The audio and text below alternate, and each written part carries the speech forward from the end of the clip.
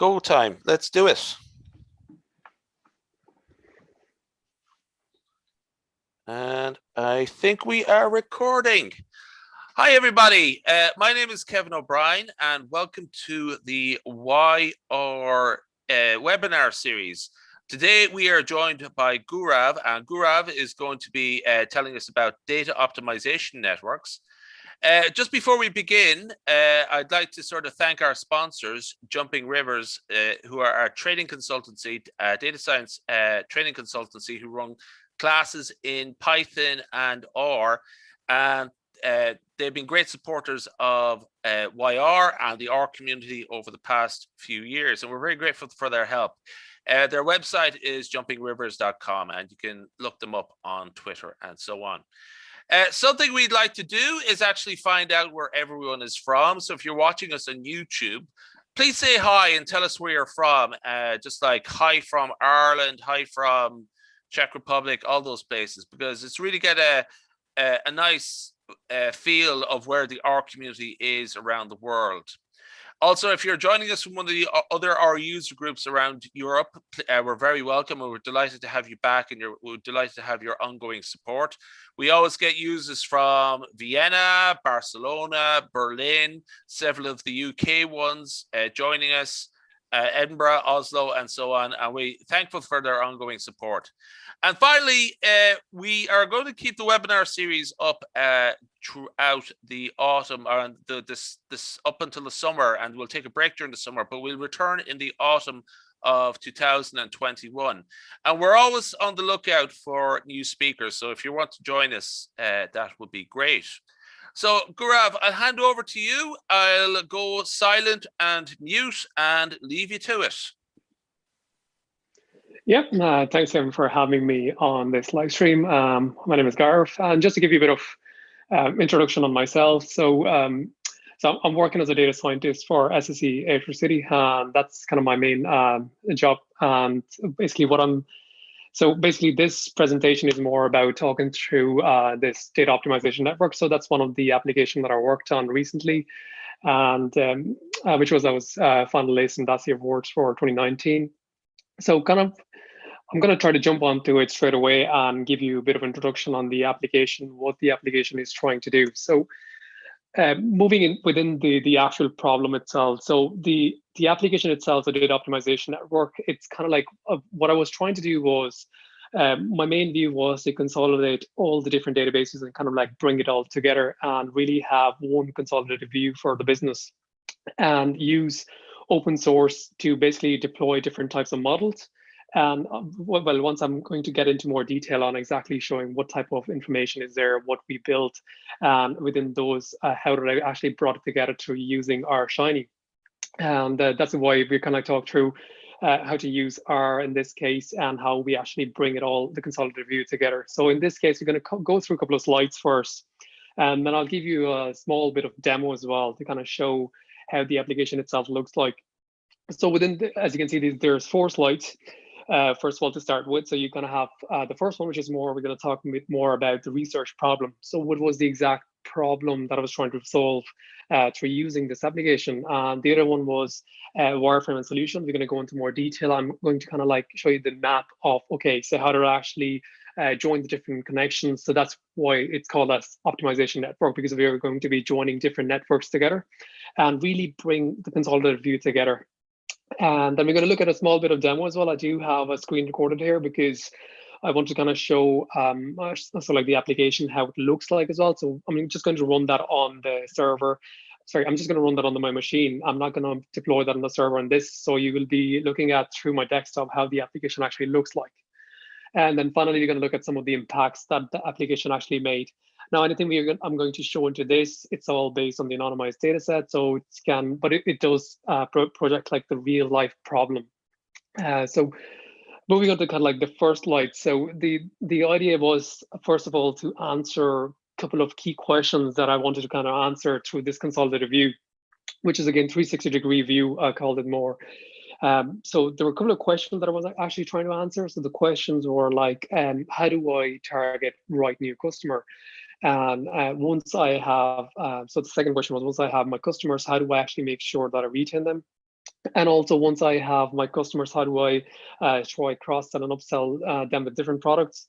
And also looking at other initiatives, how can I promote environmental responsibility? So again, the idea behind this project was to really have a consolidated view and also to answer all these questions. And again, to build that connection, I had to kind of reconnect with different optimization network to really show that one view. Now, again, the idea of this was to really kind of like where I was coming it from was like to really develop different models and kind of connect them together. So one thing was predicting churn model, because again, as we all know, that it's 10 times more expensive to really acquire a new customer than it is to actually retain the existing customer that's there in the base. So the idea was to really use. So there was a couple of different modules within this. First one being data extraction, really doing the extraction of the data and collecting all the data, which again really involved a lot of different steps, such as feature engineering to develop features for the models. Then it was moving towards advanced analytics, which was the actual building of the models. And then the final stage, which was more visualization dashboard, for which I used the R Shiny.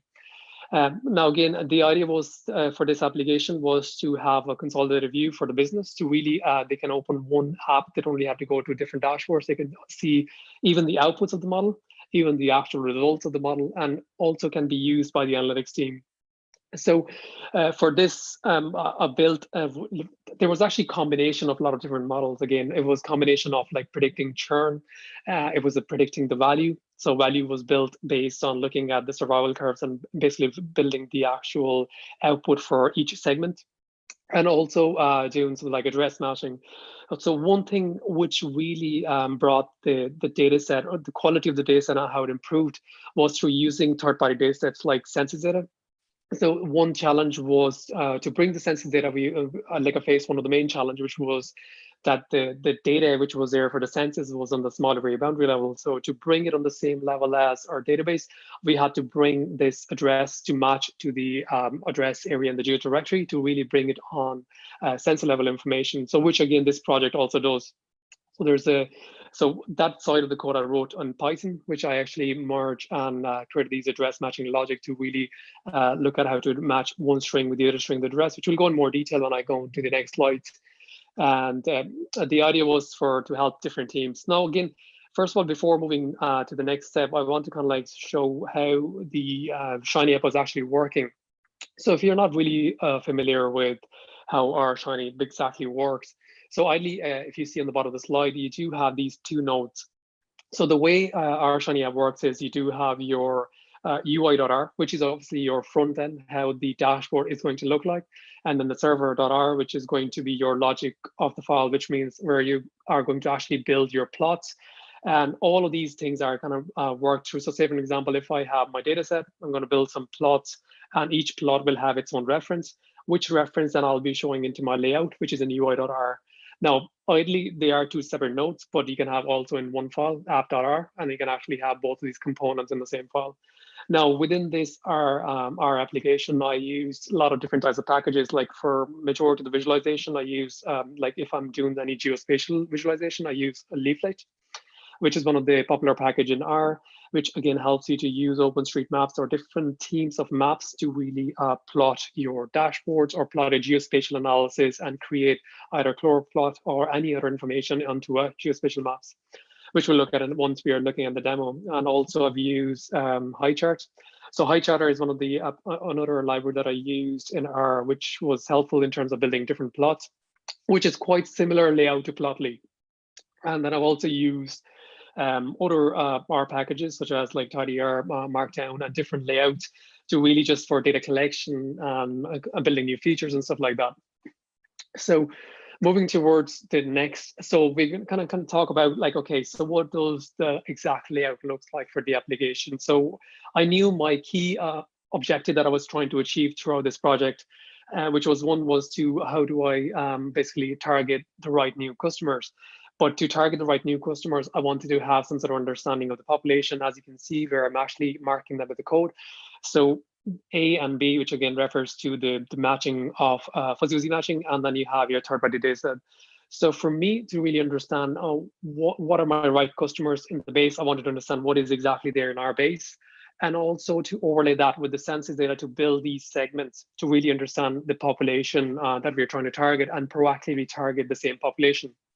And that's where I kicked off the project on the fuzzy wuzzy matching, where I matched two strings together, in which basically uses Levinstein distance algorithm on the back end of it. So where we're matching two strings together to really find the closest match to that address, based on which I can actually find what address is basically in what geolocation area on that small area boundary.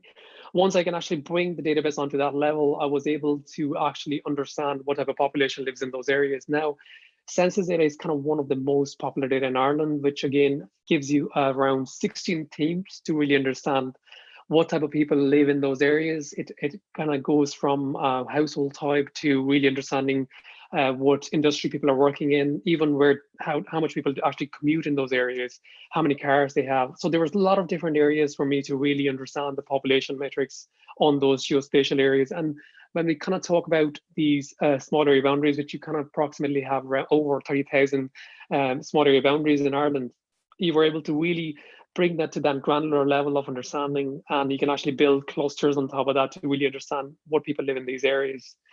And then the another question I was trying to answer, which was more on once I have my customers, how do I actually make sure I retain them?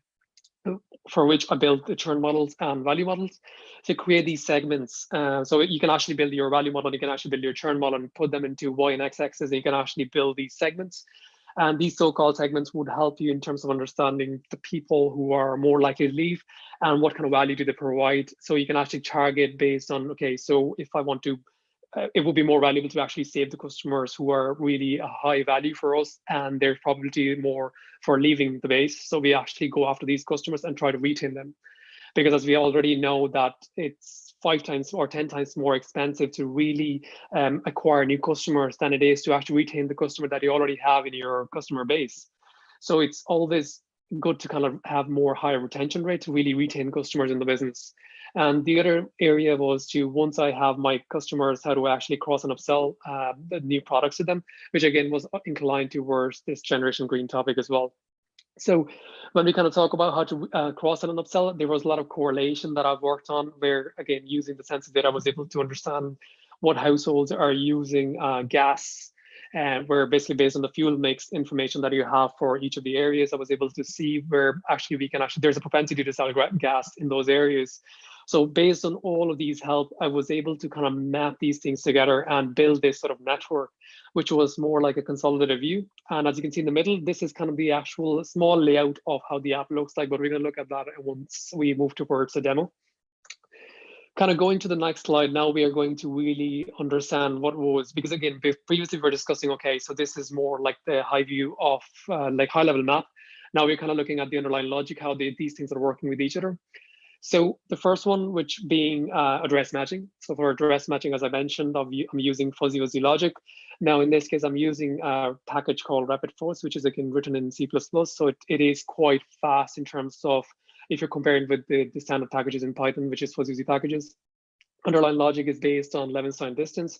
What I'm trying to do is I'm trying to match one exact string of address with the geodirective string of address to be able to see which would be the small area boundary this customer lives in. So based on that, I can actually then map it with the census data to understand, okay, what is the exact people are living in those areas, and see if we as a customer base are under indexed or over indexed in those areas. So that was one of the idea behind doing this address matching. Again, the logic behind the Levinstein distance or the fuzzy wuzzy so-called, what it does, it basically does 3 operations to match the string with each other. So these 3 operations are more like call, insert, delete, and replace. So what we're trying to do is we're trying to insert, replace, or delete one of the letters or one of the string words to really match and find the closest match to the other string. So that's how the underlying logic works. And the other part of the application, which we mentioned initially, was the advanced analytics, which was again where I kind of followed this standard crisp DM strategy, where I'm kind of like looking at, okay, so this is my business objective where I want to understand people who are likely to churn, which areas they're more likely to churn.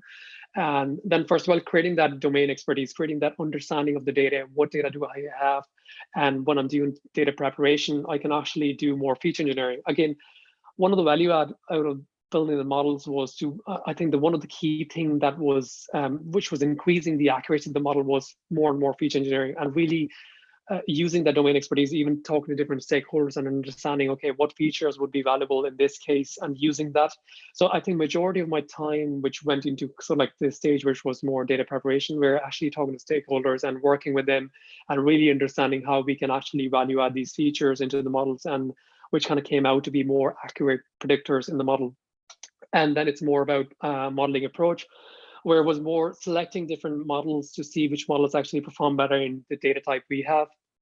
And also kind of like once we have selected these models, then doing parameter tuning, really kind of like bring the best out of those model scores and improving the accuracy of the models. Again, like I followed like the standard guidelines of obviously using your 80-20 split to really kind of like do your training on the training set and testing on the test set. And then also if that once I've basically selected these models are like, say for an example, if the random forest, XGBoost, and neural nets came out to be the top models, and then I'm actually on the next stage, I'm actually doing parameter tuning. And I've done that through randomized grid search and also applied grid search techniques to really tune the models onto their best and really improve the accuracy of these models. And I've also applied k-fold cross-validation to really understand the validation scores and look at the mean average score of the predictions overall on the data set. And for evaluation, then in the end, once basically, because initially I trained this around 5 models to really understand, okay, which models are predicting the best out of this. And using that, basically what I did then is using the top 3 models, which was the top 3 accurate models. Then I'm basically what I'm doing is I'm building this voting system to really vote against the people who are more likely to leave and yes or no based on the voting system of these 3 top models.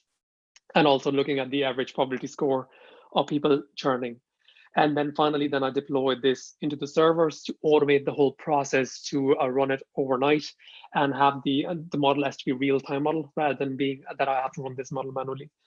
So for this techniques, I applied like machine learning, obviously, which was again XGBoost and random forest was the top 2 models, which came out to be the best. And then from one of the deep learning techniques, I've used the artificial neural network, which was one of the top model as well, to predict the people who are more likely to churn using that score. So once I knew, okay, so this is the probability of people who are more likely to leave, then I've kind of built the value model to really understand in the base. Now, again, obviously the scores that I'm going to show you or anything I'm going to show you in this, it's all anonymized.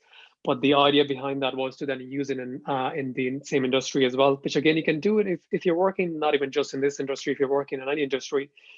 The use cases that I'm using here are kind of like, you can actually use the same use cases in any industry because again, ideally what we're trying to do is we're trying to retain more customers. This was the kind of idea, which was more kind of like the objective to start this project, which is to retain more customers. And using value and churn, I was able to understand the people who are more likely to stay in the business and what is the value of those customers in the business. So again, as you can see, I built this matrix to really understand the people who we cannot lose. So because we cannot lose these people because again, they give a lot of value to the business and their probability of churning is high. So how we can retain them, so then we can actually proactively see who these people are and actually predict based on that. So ideally, all my models were actually predicting 3 months in advance. So to see people who are more likely to leave the next 3 months, we are actually targeting these 3 people who are more likely to leave in the next 3 months.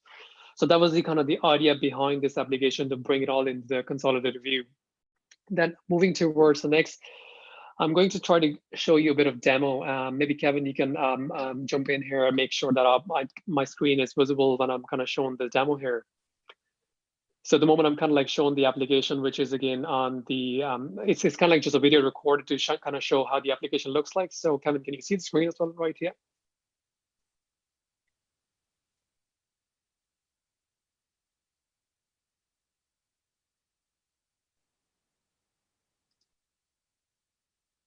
Perfect. So yeah, I'm going to take it as yes. So I mean, like, so within the application, as you can see.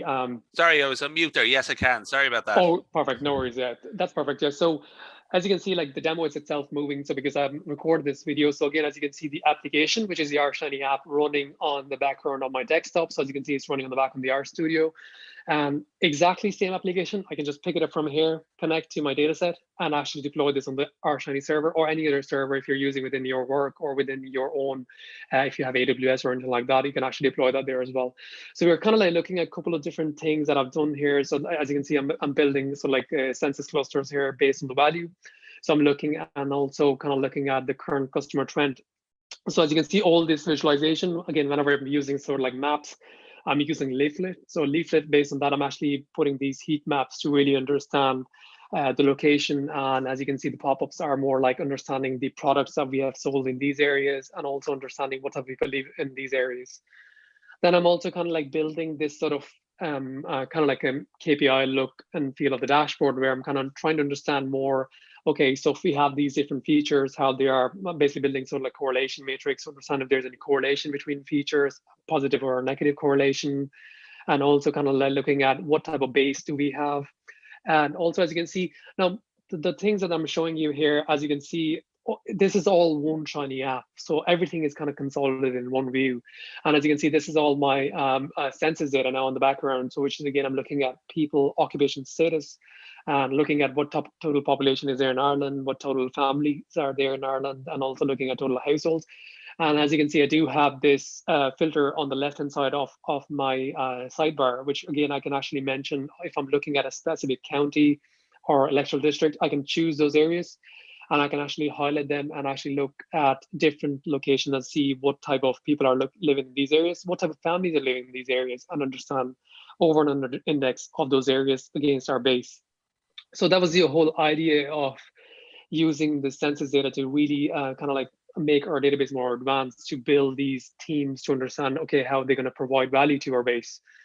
And also you can have your gender, you can understand what type of gender living in each area, and also kind of go into more detail, and you can have a table view as well. So then moving towards the advanced analytics, which again, I'm trying to go here, and looking at the obviously like to really understand the differences between different features. I'm kind of building sort of like survival curves and retention curves to really understand what features would be really valuable for the model. And that's what the work I'm doing here. Now, as you can see, like this dashboard like is really useful for the business to understand what type of features we have, what does the application itself is trying to do, but not only for them, also for the people within the analytics team can actually view the dashboard and keep an eye on how the models are working. Because as you can understand, the models are running on a real-time basis on the background. This application is running on the real time on the server, and which is getting updated every time you open it. Or even if you just click on refresh, it just opens the dashboard and refresh all the views on the background. So as you can see, everything is running on real time. So I was able to understand how the data itself looks like and how the models are performing. As you can see, I'm putting the accuracy on the top of the models and really understanding, okay, how we are doing in terms of the accuracy, what's the overall accuracy we're getting, and also looking at the different areas and understanding what type of segments we have in these areas. And as I move forward, I'll be able to, so as you can see, this is all done through Leaflet, and this is an OpenStreetMap, which I can see in the background. And I can easily see with the pop-ups, which I've built through Leaflet as well, to really understand what type of people are living in these areas and what type of segments are these. So as you can see, the segments that I created in the models, I do have now on this spatial map to understand where the different segments are. And also looking at through what I'm going to do in this one is I'm actually building these churn hotspots, because I do have my probability score to understand where people are more likely to leave. And through using this, so like churn hotspots, I'm actually able to understand where the cluster of this heat is coming from. So which areas are people more likely to leave? So as you can see, we are going to go in more detail here and really understand so where these clusters are. So within those clusters, then exactly, because say for example, if your business model is where you're acquiring more and more customer on the through the field reps on the location, and if you have some, if a manager who is working on actually deploying these field reps in those areas, and if he has a view of this kind of dashboard, he can exactly see where people are more likely to leave. So as you can see, when we move along, you can see that the way we can actually see these clusters, where these clusters are, and the manager who is making these decisions to actually send the field reps to acquire more customers, he can actually target based on this. He can actually see, okay, maybe we need to send people here because people have more propensity to leave in these areas. So you can actually use the dashboard in proactively targeting. Similarly, you can also use similar thing to really understand the value as well. So as you can see in this case now, I'm actually developing this to see the bar plots of value on same heat map. Now, for this case, I'm using a Mapbox where actually I'm understanding where the value of these people are. So as you can see, the bar itself refers to how many people are there within that cluster to really understand where the valuable people are for the company. Again, all this is anonymized, but again, it kind of really shows the value of the application, how you can actually use this to really make your key decisions in the business. Now, because the idea is everything is done on the real time. So that's where this 360-degree view or the consolidated view comes into the play, where you have all the view in one place. So that was kind of like the idea behind the application. So if I kind of go back onto the slides, so that was kind of a demo. And this is more like kind of like it's more inclined to the industry that I was actually trying to build this use case from. So this was more to show how it actually provided the value to me. Where if I was actually using something like, so there were a lot of benefits that came out of it using the census data and using propensity models. I was able to optimize retention strategy to where we knew how the value and then the churn was there for each area. So we were able to deploy staff based on that. It was helpful in terms of the manpower planning. We were able to deploy, as we mentioned, that we have a view of where people are more likely to leave. We can actually deploy staff based on that. And also, sort of like, because I was able to use a census data to really understand. So say, for example, if your business has different products that they are selling, now these products could be really correlated with the types of people that live in those areas. Now, it could be like a different families. Maybe you're talking about retired family, like basically if there's a family which is retired, or you're looking at empty nesters, you're looking at maybe young families. So depending on what type of product you're trying to sell, you can actually market based on using the census data, because it does provide a lot of value. Now, census data get refreshed every 4 years, so you can easily see how the value is ongoing. So you can actually use exact same logic, and you can use something like really powerful tool as R, and you can basically use it for R Shiny and deploy something like looking like this, which is the R Shiny application, to really create that value for the business. Now, kind of like that was sort of the value out of it, which came out of this project. Now, again, one of the key definition that I provide was the Data Optimization Network is an end-to-end application which connects multiple databases together, because we were connecting census with your own database, with your product database, or any other databases. We were combining them together and creating that 360-degree view for the business on sort of like the same geospatial index through using machine intelligence and data science techniques, which wasn't possible before because we weren't able to do this before because there was a lot of key areas that were missing. So through building this application, I was able to kind of like bring it all together and create this sort of optimization network and create this sort of consolidated view to provide value to the business. I think that was one of the benefit of having this project running on the back to really give that sort of value to the business. So I think that was kind of like the overall view, how that project was helpful for the business from end to end. And this, like the whole slides I went through, was kind of like showing you an example of how the end-to-end deployment was working, from starting from data extraction, data manipulation, where then you're preparing your data, then you're creating that understanding of the data because you do have these visualizations within this consolidated view. Then you're developing these models and actually looking at the scores that are coming out of these models. And then you're building these visualization where business can actually just go in and see in real time how the results are working and what is the scores. Now, again, they might be not that much interested in the scores models, but they would be interested in terms of the output of those models, of where you're seeing these clusters of people we're more likely to leave, using the census data to understand where we are over indexed or under indexed, what is our market share in those areas. So they can actually use this type of data to really understand, okay, what value add this provides to the business.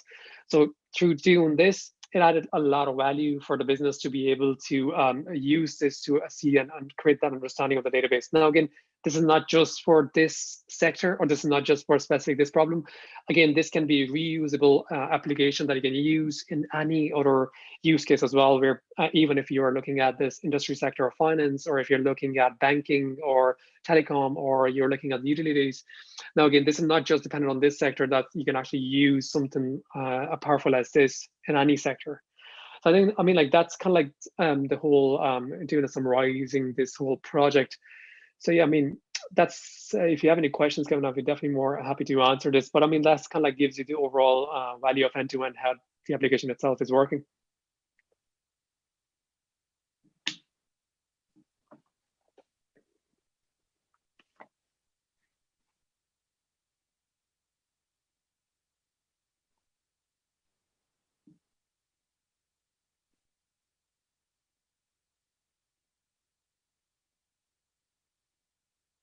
I think you might be on mute, Kevin, is it? I am on mute. I apologize. I apologize. I am on mute. I got two mute things here, and I keep tapping this one. I'm forgetting out the other one. Sorry. Let me go over that again. Hi, everyone. So just to sort of clarify, this is one of the shorter than usual presentations, but there's going to be quite a lot. There's quite a lot of questions to sort of make up for it. Sorry. Just again, Gaurav. Just to start off, actually, tell us about your own journey to start off with data science and stuff like that. This is a bit more of the practical real world application of data science. So just let's start at the start there. Yeah, like I mean, like in terms of my experience, like I'm working in this industry for a decade now, and I started my journey through telecom sector where I started working in air, and that job was more around. I was a data analyst role, and it was more WSM work, where I'm kind of like using it to manpower planning, forecasting, and really using all that knowledge and obviously building campaigns and stuff like that. So that was kind of like the start of my journey. And then moving to your words, as I see, it's more like working on different data science problems. Now, I showcase you one of the problem in this real life, where how did I actually end up solving so like this view, because like one of the key problem actually, to be honest, when I moved into SC, one of the key problem why I wanted to start this project was there were a lot of solutions, and they were kind of like silo solutions, which called so-called you have a lot of different areas that you can look into, and you can actually build different models. You can have them running separately. The whole idea was actually to do this was to really bring it all together and have a consolidated view running in a real time and helping us in terms of understanding and creating these strategies.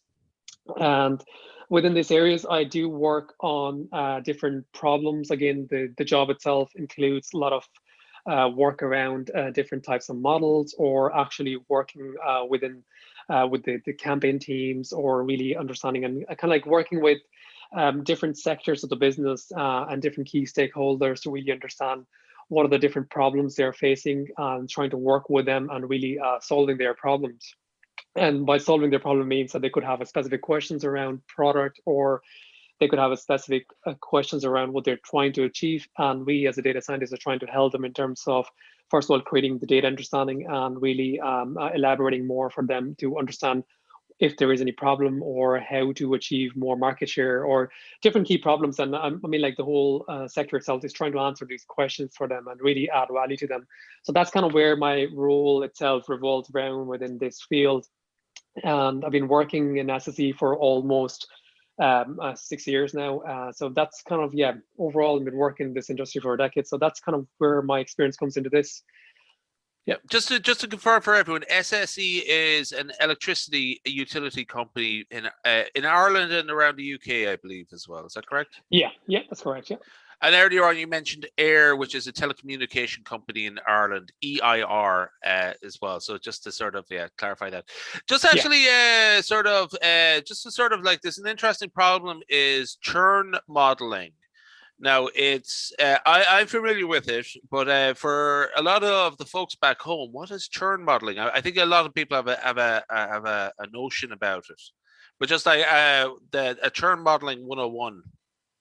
Yeah, so the churn modeling itself. So, say for an example, like I mean, to be honest, both of the business sector I worked in, that's one of the key problem, and I think a lot of the business do face this problem, which is again related to churn. Now, what is churn? The churn is basically like people who are leaving the business, and what we are trying to do basically is to try and find the pattern where, say for an example, if we found that this is a segment that is impacted and it's more likely to leave, uh, basically to find that, first of all, we need to have some sort of algorithm working in the background to really understand where these people are and who these people are who are more likely to leave.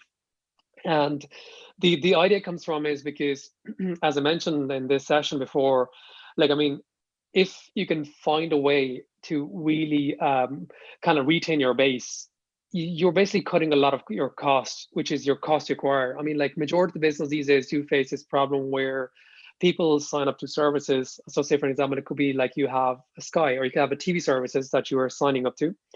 And you sign up for a 12 months contract, and then after 12 months, you find a new deal and you just move around. So I think a lot of the business do face this problem, which is a churn at a specific time. And the idea for us is to basically, for us to really basically improve our revenue or increase our revenue, So increasing the revenue stream is kind of like directly correlated to how can we actually retain more customers, because cost of serve basically is that if when you are acquiring a new customer, there's some certain amount of cost that is required to actually acquire new customers. So when you say acquiring a new customer, like, I mean, you are spending money on the marketing, you are spending money in terms of calling the person, or you're picking up the phone, the salespeople who are taking those calls. So that's your cost to serve. Sorry, cost to acquire. And then your cost to serve would be something like where if your customer is actually having a problem with your broadband or anything like that, they're calling back, that's your cost to serve. So ideally, these are the two types of costs you would have in your business. So what we are trying to do is when we are spending this much of cost to acquire to bring these people in the base, the idea for us is to kind of retain these customers, because if you're not able to retain your base, then you're actually going to incline more towards acquiring more people. And it is 10 times more expensive to acquire new people than it is to actually retain your own base. So if you can actually increase your retention rate and retain more and more people, which is there within your own base, you're basically improving the cost for the business, and you're actually improving the profit for the business, because not that many people are leaving. So your revenue is constantly generating. You're not seeing that much of a churn. So that's where the churn comes into play, where what we're trying to do is what we're trying to achieve out of this is we're trying to basically build models to really understand the probability of people leaving. And if we can find the patterns for people who are leaving, we can actually do something about it.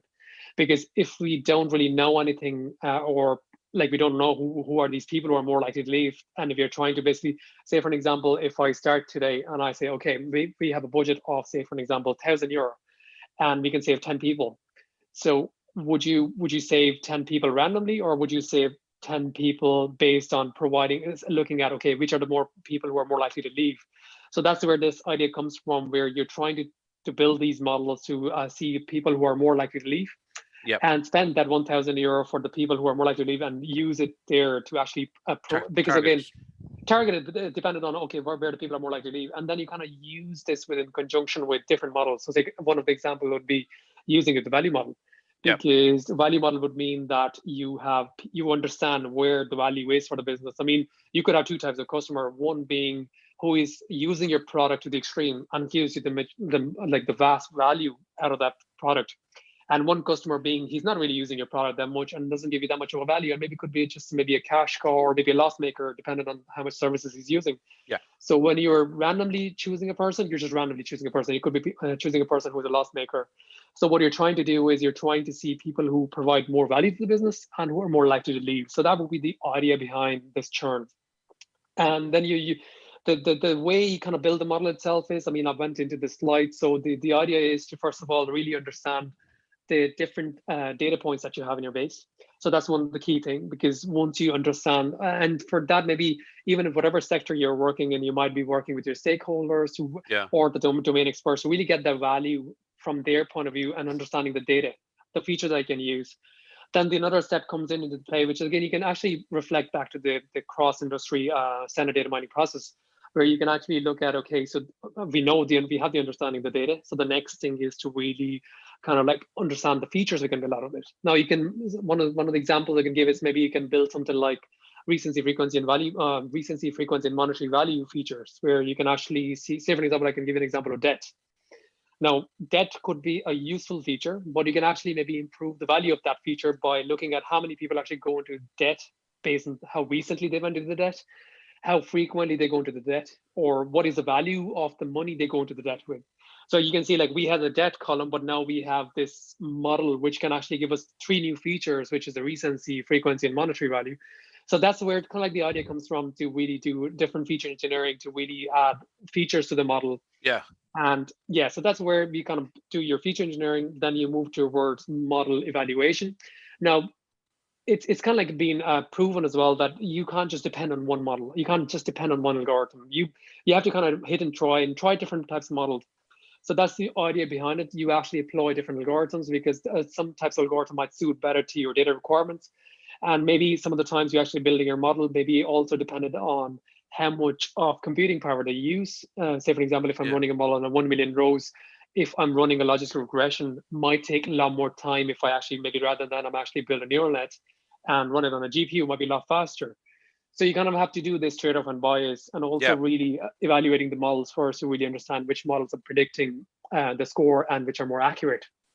And then once when you're actually working within the model, I mean, there are obviously a lot of steps you follow within building the models, being like that you actually split your data set first, and then you are actually using training the model. And after training the model, you are actually using the validation set to really deploy something like cross-validation to understand what is your average score. So to understand that you're not really overfitting or underfitting your model. And once you do that, once you've selected your algorithms, then you select the top algorithms, and then you start doing parameter tuning, because each model has their own parameters. So you can actually tune them more and more to really get them to train to their extreme. And basically, your accuracy improves, but you don't want to overtrain them as well, or you don't want to overfit your model to the score. So you have to have that trade-off and bias between that. Okay. Yeah. Go on. Yeah. No, yeah, and then finally you basically deploy these models, which are your top models. So that's kind of like, the whole life cycle of just starting the churn to deploying the model. Good stuff. This is actually very interesting stuff, actually. So this is one of the sort of key problems that would face a utility company.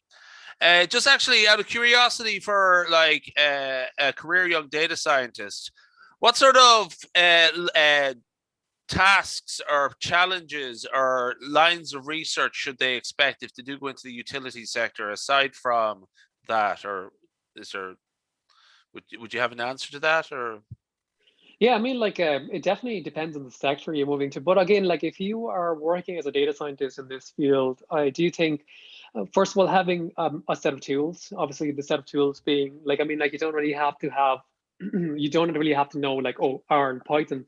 Like, if I'm talking about myself, I do work on both of the languages, but that doesn't mean that one language can be better than the other, because they both have their own pros and cons, and you can use both of them in certain ways.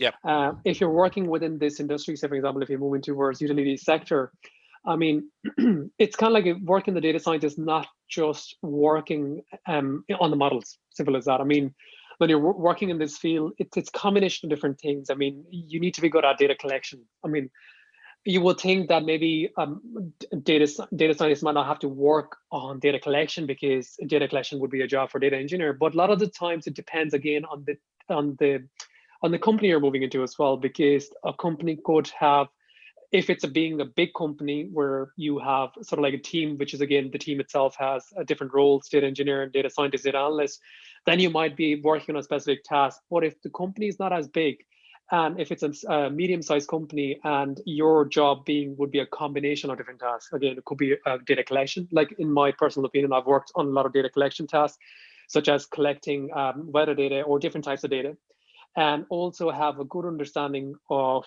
how can you actually create different types of features, and how can you become a domain expert. That's going to be your key when you move into some industry. Your first job should be, as a data scientist, would be to really create that expertise about the data, because the more quicker you can understand the types of data you have in there, the more quickly you can provide value to the business. Because if you can't really understand what type of data is there, you can never really join these dots together. So it's I think one of the key things is to have a set of skills when you move into the company, really have that set of mind to really create that domain expertise, and then moving towards, you can have this, which again, I think a lot of people do have this, that if you're working data scientist field, you will be only working on the models. It's not the same. I think majority of the time you will be working on this data understanding, bringing the data together, using SQL to kind of extract the data, and also developing these features. And then there comes to this part, which is again building the models, and then you have a bigger portion, which is deploying the models. yeah. So I think it has a direct correlation between the size of the company as well, I would recommend. So if you're working in this sector, it's a combination. Actually, you answered my next question. I was going to be able to see the importance of developing a good domain knowledge, because somebody on LinkedIn was posting an article about this, sort of emphasizing that if you're going to get into an industry, it's almost as important in addition to collecting the technical skills such as R, Python, and SQL, to actually sort of develop the domain knowledge that would be required for that industry. So that's should be good advice too. It kind of works hand in hand, because like it's good to have, like, I mean, like, I definitely say, like, I think niche in majority of the sectors, like I've looked at, it's SQL is their niche, obviously, because you need to understand how to extract the data, which is again understandable. But yeah, you can extract the data into SQL, but yeah, it works hand in hand with okay, what type of data it is, Yeah. what type of domain it is. And I mean, like when you move into a company, you might not get that domain expertise by just looking at the data. You might have to talk to a lot of different stakeholders and really understand from their key point, because they're sitting in the business for as long as you have been. So if they have experience of 10 years, it'd be good to have these sessions with the stakeholders and understand what type of data it is, and Yeah, really yeah, yeah, yeah. create that niche to start with. Now, yeah, that's okay. Thanks for that. So, essentially, in addition to like learning the likes of R, Python, and SQL, which is sort of the holy trinity of data science, you actually put a lot of work into developing your dashboard skills and your data visualization skills. So, I'm just going to call out a few together: Charter and Plotly. So, just to sort of a quick reintroduction to those, so to speak. Yeah, I mean, like Charter and Plotly is one of the really good APIs. Sorry, not really one of the good libraries in R. And actually, Plotly you can even use in Python. So I mean, so if you're familiar with like within R, you have R Shiny. So I'm going to give you kind of a bit of understanding of both. So because I do work on both personally, so Yep. and I do find them both really useful to have in your skill set. Yep. And if you're using Python, you can actually use Plotly. And Plotly is one of HighCharter is good if you're actually working with R. And if you're just an R user, yeah, go with HighCharter, because HighCharter, like the actual graphs, because I think one of the things that maybe put in my personal opinion when I'm using ggplots, I do feel that you can actually encapsulate your ggplot in Plotly, but that appearance doesn't seem to be really good, which you can get from other tools like Tableau or Power BI. So I think that's one of the key reasons why I moved towards using libraries like HighCharter or using Plotly, because it just provides you a lot of interactivity with the graphs. Again, you don't really have to have enough filters, because you can actually play around with the graph itself, and you can actually zoom in on specific parts if you're working with them. And similarly, if you learn Plotly, now, I mean, like there are a lot of modes of Plotly you can use. I think Plotly you can usually use with when you're deploying your apps on the server, but you can also use Plotly offline mode, Yeah. which is really useful when you're working with this. So just if you're starting with any of them, if you're our user, I would recommend go with HighCharter, because for our users, HighCharter is an offline library, and you can easily deploy your graphs in. You don't really have to use R Shiny. You can actually use Flexi dashboards and really deploy your graphs within those and have your markdown pages like that. If you're a Python user, you can use Plotly offline mode. Either you can deploy that in Jupyter Notebooks and you can have your Plotly apps in there, or you can be really dynamic. If you really want to develop sort of like so-called apps, you can use Plotly Dash. Yeah. Now you can also, I do create a lot of videos around on my channel as well, which is TechFit. You can actually check there as well. I do go into a lot of details about how can you use Plotly, or how can you use these things, Plotly Dash, together and develop these dashboards. So that might be useful as well Yeah. to the users. Just to sort of, for the sake to clarify that HighCharter and Plotly are interactive data visualization libraries. So at a face value, they work very much the same way, or they present the information the same way as, let's say, ggplot, but ggplot would be a static library, whereas these are point and click, and you can zoom in and out, and they're definitely well worth looking at, I believe. I'm really impressed with them. So just actually sort of just moving on now to dashboards. Sort of how would your workflow be for creating dashboards? If you can actually go back to your dashboard there, so we can have a quick look at it, see if we can zoom into it. So just actually, how was that created? Yeah, so I mean, like everything behind this is just literally an R code, and to give you an understanding of how these things are working together from end to end. So as you can see, obviously, if I kind of reach the point where I have these filters, yeah. So you do have this. First of all, this is kind of like the layout of it, how it looks like. It's going to be the UI.R. Now, UI.R is your one of the module that you're going to write within your R Shiny package. Yeah. Using R Shiny package, so which is the layout, how you want it to present. So you do have your sidebar. So that's the dark shade, which is your sidebar, and then you have your nav bar on the top, and then you have your body, which is on the right hand side. So again, like the whole view, what I'm trying to do is I'm trying to basically, so anything you see in terms of value, so where you see these values and numbers and the data behind the plot, all of this comes from server.r, where all the data is, which again, I was giving in terms of the solution on the first slide, which is how these things are connected together, which is UI.r is connected to server.r. So when we are looking at the underlying value, so I would have, say for an example, my deployer like lines of code to really, okay, what is the value? Group that this value by total population and getting that actual value. And then that value would have a reference. And that reference I mention into my layout. And Yeah. okay, so this is my VBox, okay, so which is my value box. And in value box, I want to show this value. And I'm just using the value box within the Shiny documentation. So you can always reflect back to the Shiny documentation where Yeah. I'm just using the calls for these specific documents. Yeah. And Okay, I'm so this is basically all the built in underlying, R, yeah. basically. Yeah, there's nothing really outside R. So everything within Yeah. this is built in R. So even the sidebar, the nav bar, all Yeah. these are just called within the Shiny app. Okay, and this was deployed in your company server somewhere where your senior managers could look at it. So just wonder how that process worked, like, because that's like very interesting to a lot of people. Would be. Yeah, I mean, like the value add of this was that we can actually deploy that in the server. So ideally, how you would deploy this in the server is basically you have your set of code. Yeah. So Yeah. basically, what you're doing is it's just the R code, which is usually refers to if you're merging these two files, it's going to be called as app.r. So app.r is your final code. And this code is connected with your database. And how it's connected to your database is like that you have your packages. So in this case, I'm using like a DBI package, and I'm using the Oracle, R Oracle, which Yeah. is because, and now again, it depends on obviously what type of data you're connecting with. So you can actually have these R packages to connect with your database first.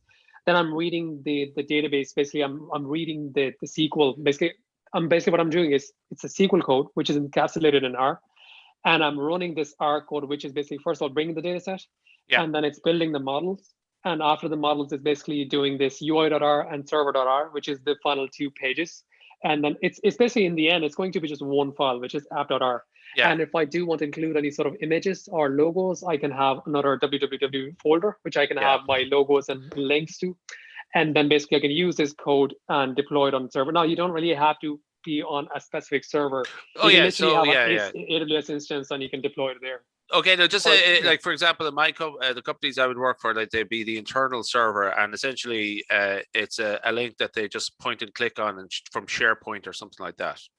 Yeah, And it all works there. exact same way. Yeah. That's no. Just actually, what was the sort of feedback like from your company? Are they used to this sort of thing? Like this is sort of par for the course. They expect this sort of stuff now, or are they very impressed? The senior managers in SSE. Like, I mean, like this project within this, I mean, like this is kind of like a really massive project. I think it took me around 1.5 years just to build. And I mean, like the silo versions of this are obviously kind of running around the company. But again, to build this consolidated view, we are still kind of working towards it because this was more proof of concept to start with, to really, first of all, create this understanding. And if it's, first of all, anytime you kind of start a project, it's going to be like, art of the possible, can you do it? And this was the idea, was to kind of first of all bring it together. And now it's currently at the moment in the work in progress to really basically connect to each and every node and really to deploy it. So I think it's kind of work in progress because it's kind of like an area where you're kind of competing with other tools as well. So every company would have their own legacy systems as well. Like you would have another like Tableau, or you would have Power BI, or so you're kind of competing with them, but it's more to build this consolidated view and see what is sort of like the proof of concept first. And this was the idea behind this project, was to just first of all proof of concept to see what's the art of possible, and then move towards the production. But I mean, like that being said, I mean, like the majority of the work that I'm showing here, I mean, like there are deployed silo in each and every area, but only the kind of work I would say would be left was to kind of bring it all together. But what you're looking at is, I mean, the data behind it is all anonymized. So it's kind of like the data set created by me to really show that, yes, it is possible. So I think that's where it kind of comes out, like that it is possible to using R, and you can do this. And it's not just dependent on SSE as well. I mean, I could literally take this code and connect to any sort of database, and I can have this web like sort of like server running in any AWS or Azure anywhere, and I can have this application running anywhere. And that's what I mean. I mean, there's no limitation on me to be able to use it on specific areas. I can work it with anything. And that's the whole kind of like power comes in when you're using open source. I mean, if you're moved to company, you might be inclined towards working either Tableau, Power BI, or Oracle BI. But idea of this is to really have this open source view where you can actually have this application, and you should be able to connect in the end this with anything. You don't have to depend on what tool is bought by the company or what tool you have in the company. You should be able to just use it anywhere. Yeah, yeah. Just actually sort of just to scroll down there for a second, and this is a sort of just a quick example of high chart or something like that just down below, is it? Or can we scroll down? Oh, okay, okay, then sorry. Sorry, Yeah, I mean, like majority of these graphs, anything I'm using here, the bar plots or anything like that, they all are built in high charter. okay, yeah. This Yeah. one So looking anything at you the, see, like, and they're kind of dynamic as well. Like you can, I mean, yeah. like you can point and click. So they are pretty Yeah, I dynamic. love Like them. I mean, even when you look at like the leaflet, this is all done in leaflet, all the geospatial Yeah, maps. that's the next question, essentially. Just tell us a bit more about Leaflet and how you found working with that and how you found it, and like just to sort of like as a tip to everyone to start looking at it. Yeah, I mean, like idly, like initially, like I've been working on like using Leaflet for a good few years now, to be honest. Yeah. But I mean, like idly, you would be working with these or communities, and you would use and you would see what type of kind of like the like it's more like you can look at it as a standard types of way you can actually present your data. Yeah, So one of the way to visualize would be to use something like geospatial libraries, and Leaflet being one of the really popular one. yeah, You can actually go to leaflet.org and you can actually see that there is a lot of use. And as you can see in this leaflet, I'm actually using one theme, which is OpenStreetMap. yeah. They do have around 16 themes. You can really change the whole layout of the map. You can actually have a satellite view, which I think I used in one of as you can see, this is more like a satellite view. So you can easily and more like dynamically improve whatever way you want to actually kind of see what way it looks like and look and feel of it. And so yeah, I mean within the leaflet, it is quite. I mean, like there is a lot of documentation out there. So if you're planning on using leaflet in R, I mean, like I found a lot of documentation being there, which again you can really easily use and update within your Shiny. And I mean, like there was a lot of documentation I did found even while using within Shiny, because majority of the time when I work, I kind of use Leaflet and HighChatter when I'm working with R. And I usually kind of use R to build flexi dashboards and really dynamically Yeah. improve that and have this sort of application running. Because again, using these markdown pages and using these flexi dashboard, which is again another library in R, which makes the work a whole lot easier. I mean, I understand within the R Shiny, it took me a lot of time to kind of bring it all together because it was a lot of work to bring it all together. But I mean, you could have something similar working really fast if you're using something like Flexi dashboards. It might be like for your specific analysis that you're working on, and you might want to see something looking like this, but you want Yeah. to use it more faster. You can actually use it with Flexi dashboards, which is really powerful as well. I think Yeah. one of the way you can use it in Python as well is through using Plotly Dash, or you can actually deploy it in Jupyter Notebooks. Yeah. Sorry, just actually the data set for that image. That is that something web connected, or is that a like the satellite images? Like, is that from Leaflet, or where's that coming from? It's a Google Map Yeah, it's a satellite Google photo. Map, so it's all within the Leaflet package. Okay, So that must be a so very you big package. Yeah. yeah, so you don't really have to import anything else. You just basically you're using Leaflet, and you can actually go to leaflet.org. They will actually show you sort of like really basic templates. How can you actually use that template to just build something really Okay. basic plot? But what I'm doing here is I'm actually, if you see these blue dots, they are actual latitude and longitude. I'm actually pointing a specific latitude and longitude and pointing that on the map. And you can Yeah. do that by using Leaflet. So within the documentation, you'll come across the map itself. It's obviously it's an OpenStreetMap and it's a satellite view, Yeah. which again, Leaflet calls that area. So as you can see within this, it's also mentioned here. I think it's quite small. You can't read it here, but No, I it's can't. No, called, but it says Leaflet here. yeah. Okay. So the whole theme itself comes within this package. So Yeah. you don't really have to download anything else. You just basically install the library, and then you just basically make the basic call to just populate one of the graphs, and then you can actually use your data. Your Yeah. data being the latitude, longitude, or your data being sort of like the core plot. Maybe you're trying to maybe put a spatial location, which again, you're putting the rounds or whatever way you want to use the map like. Good stuff. Just actually a quick question, actually, if you just sort of go back to the OpenStreetMap view there, just if you can.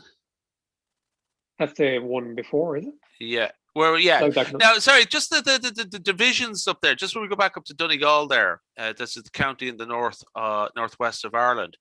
Sorry, just actually the electoral divisions or the divisions there. That was that actually in Leaflet, or was that imported? Like, is it for example, the small area database?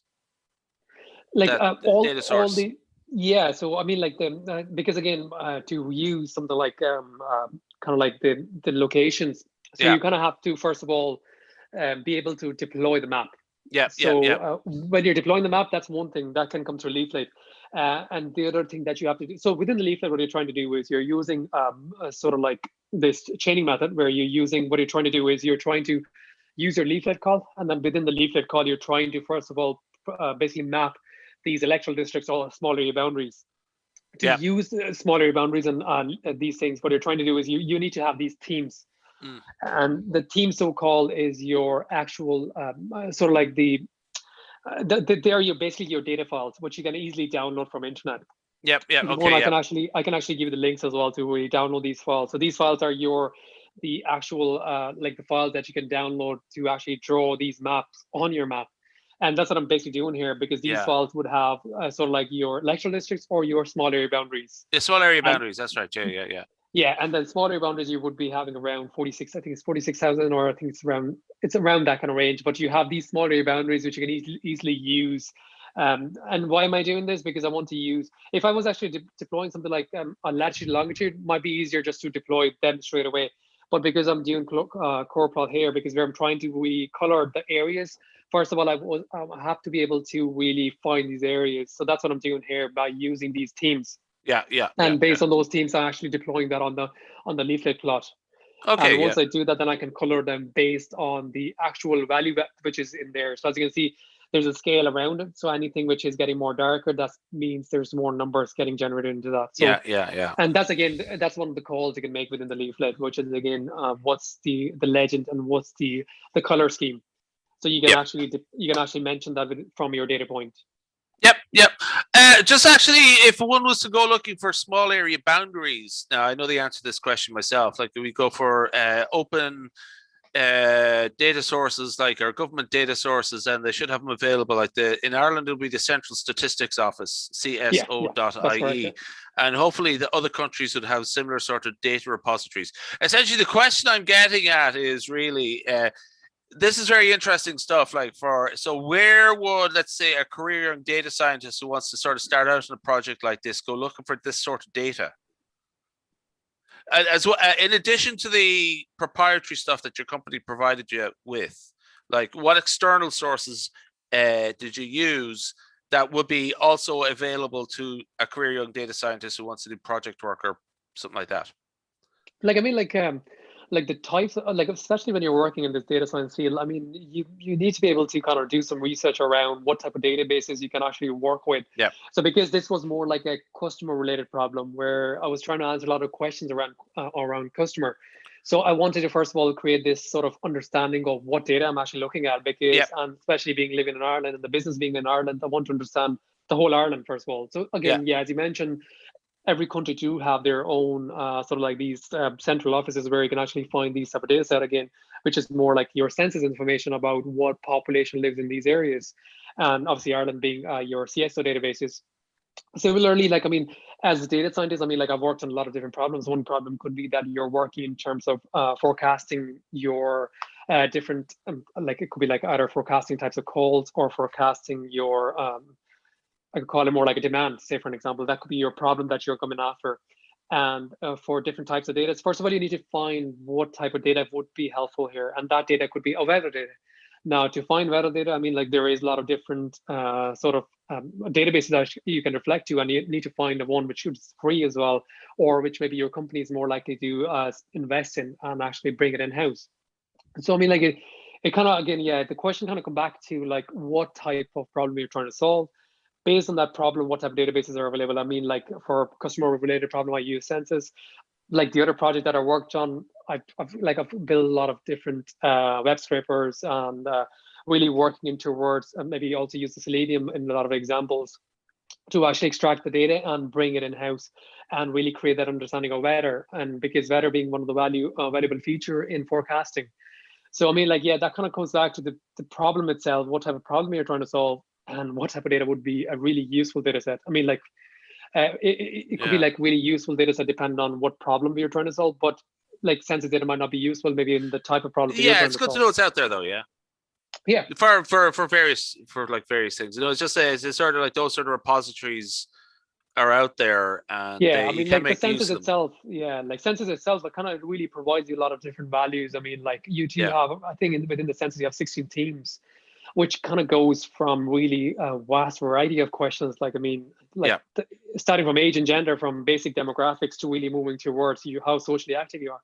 So I mean, like there is a lot of valuable data they could use and really create some sort of valuable insight for the business and yeah, add value yeah, to them. yeah. Good stuff. Somebody asked on the chat there was would the code be available, but I believe it's sort of multiple sources of code that might not be practical and also might be proprietary. Yeah, yeah, I think that's one of the reasons they code. Yeah, it's fair enough. Yeah, it's fair. Like it's sort of that is sort of the occupational hazard talks like this that it's a sort of Yeah, I mean, that's yeah, just actually sort of one or two sort of short questions. We'll wrap it up. How are you getting on with the COVID crisis? You're looking well, obviously. Like you're doing your keep fit stuff. yeah, You're like yeah, I mean, like definitely, like as for COVID, obviously, like majority, to be honest, like I mean, like my heart goes out to people obviously who are impacted with yeah, this. But again, for me being as a data scientist, I mean, like it's because the way the company has really organized everything for us and working remotely, and it does play out in a really good way. It gives us more time to be really able to do a lot of work around it. And yeah, it's just kind of like a really, I think initially I did found like was in finding a problem around like creating that work-life balance. yeah. But I think throughout the time when you're living into it, you kind of really adjust to it, and you kind of get used to it. And I mean, like it's kind of like, yeah, you're spending, it's kind of like you're spending like a lot of time on your mental health as well, because Yeah, yeah, I yeah, think yeah. that's one of the things people used to forget, like when you're working in house and you're kind of like, you don't really have a work-life balance. You don't know when you're working at late nights and stuff like that. So it's kind of, yeah, I would definitely recommend people like obviously like taking that time off from work and The doing the fake things I like to commute. do. And yeah, that's I think one of the value add for me, because I work, I'm living in the south of Ireland, which kind of like obviously it's a problem for me to travel within Dublin. And working remotely gave me this kind of option to really work from home and not spend too much time on commuting and actually use that time to do something else. So, which was I thought was really valuable for me in a way. But Good yeah, I mean, stuff. like, Yeah, yeah. I just had the last one actually because we've been chatting a good while now. Just actually, what's your sort of like next ambitions as a data scientist? What's your sort of what's on the horizon for you? Let's say over the next 5 years. yeah, I mean, I kind of see myself like really growing into this field. I mean, like within the data science, I think one thing that I do always see is like, I mean, there is endless amount of tools.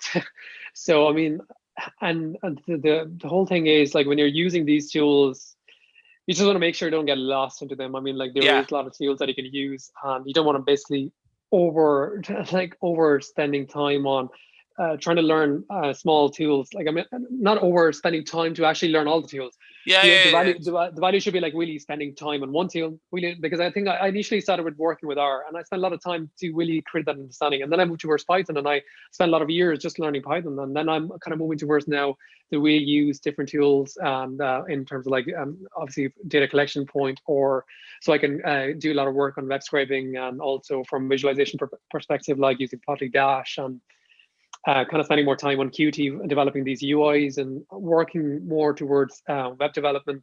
I mean, like, as for me, I think data scientist has to be really cross-trained. I mean, like, I just see as a future it's going to be a bigger evolution. I mean, where you're data scientist, I mean, Yeah, depending on the sector you're working in, you need to be able to adapt to any environment. You need to yeah, be able yeah, to yeah. adapt to any problem. You need to be able to adapt to any set of tools that you have.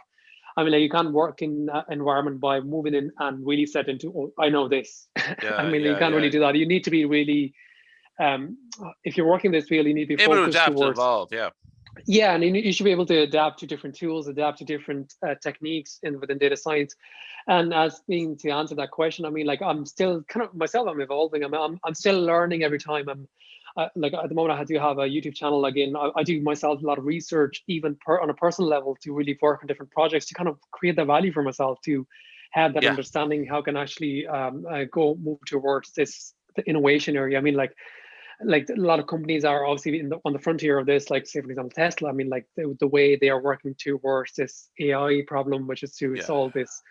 full self-driving problem. I mean, like, so as you can see, like the industry itself, all the industries are growing. So as being a data scientist, you just want to keep up with all that. So that's kind of where I'm focusing on towards and spending majority of my time to really develop my skills and work on different real life problems and kind of progress more towards that. Yeah, good stuff. I think we'll leave it there because we've been chatting a good while now, and I think we better let you go. So thanks very much, and it's great to have you. And I've been meaning to have you on for ages, and I finally got you on, so I was delighted.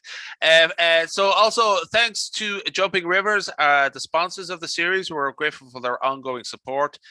We're back again. This is Monday of March the 11th, and we're back again on Thursday, where David Goel is going to be presenting on Officer Verse, and we got a few lined up next week. We might be taking an Easter break, but I think, folks, we'll leave it there. Thank you very much. Thank you, Gaurav. Thanks, Aaron. Thanks for having me. Now, just going to end the stream here. End stream. End. That was great. The Q&A, I sort of figured that it would be short.